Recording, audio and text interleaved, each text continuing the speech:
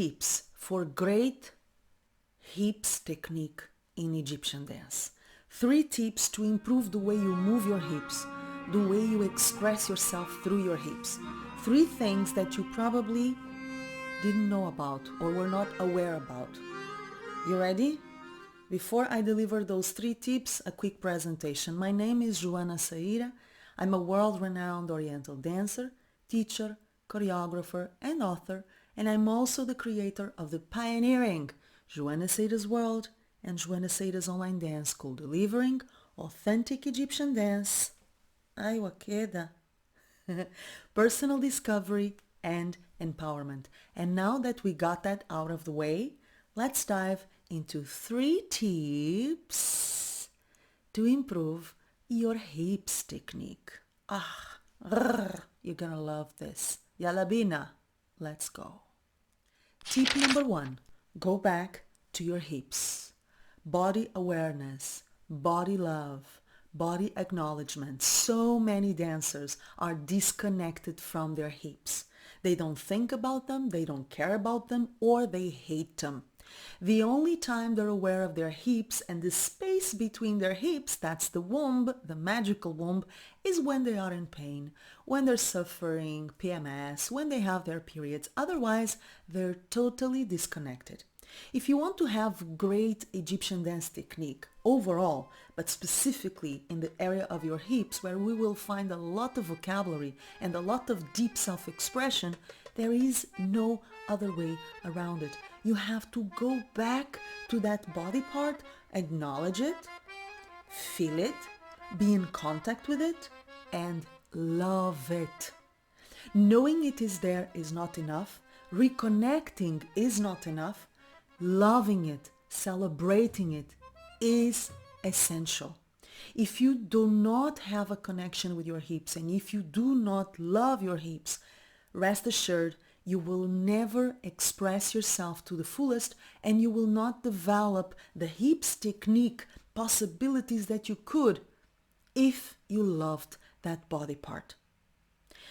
Tip number 1, go back to your hips by acknowledging them, accepting them, celebrating them, and loving them. If you want more information on how to do that, feel welcome to join Joana Saahirah's newsletter, and very soon I will tell you more about loving your hips and reconnecting with your hips and with your womb for the sake of your dance and for the sake of your life. That's your tip number 1. Tip number 2 for great hips technique. Use visualization instead of copy or mimicry. Yes, and this is gonna go against the grind big time because most of us, myself included, have learned Egyptian dance technique or vocabulary through copy, through following, through mimicking a movement. A teacher will stand in front of you and they will tell you to follow his or her movements. And basically you're learning from the outside in. You are learning an image, an impression of a shape, a drawing, a set of lines or circles or eights or whatever is happening from the outside in. You're not incorporating the movement from the inside out and you're not understanding really what you're doing. So that is not going to lead to an expensive hips vocabulary. The only way to develop a rich, lavish, ever-expanding rich vocabulary is to learn through visualization. Visualization of what? Visualization of sacred geometry and visualization of many other geometric patterns that you can create from the basic geometric patterns that are included in the standard technique of Egyptian dance. This is part of my particular teaching method. It is not the method most teachers use, but I assure you it makes a huge difference in the way you dance and also in the way you express yourself at large, because it is important to learn from within. It is important to understand what you are learning and then to make it your own from the inside out. Then again, if you want more information on visualization and what I mean by it, feel welcome to join our newsletter, Joana Saahirah's World newsletter. I'm going to leave the link for you to do so either in the comments below this video, in the description box below this video, or if you're watching it on my Instagram account, in my bio or profile, okay? So if you want to know more about visualization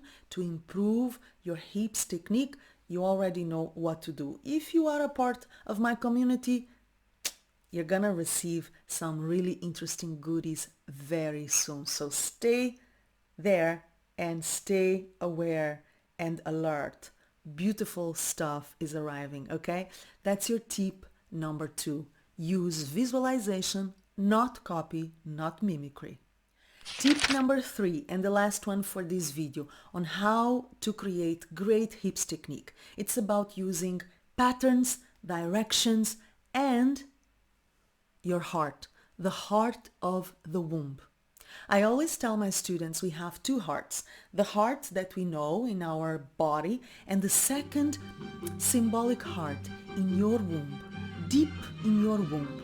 That's where we feel our deepest joy, our deepest pain, our deepest memories and trauma and our ancestors' stories.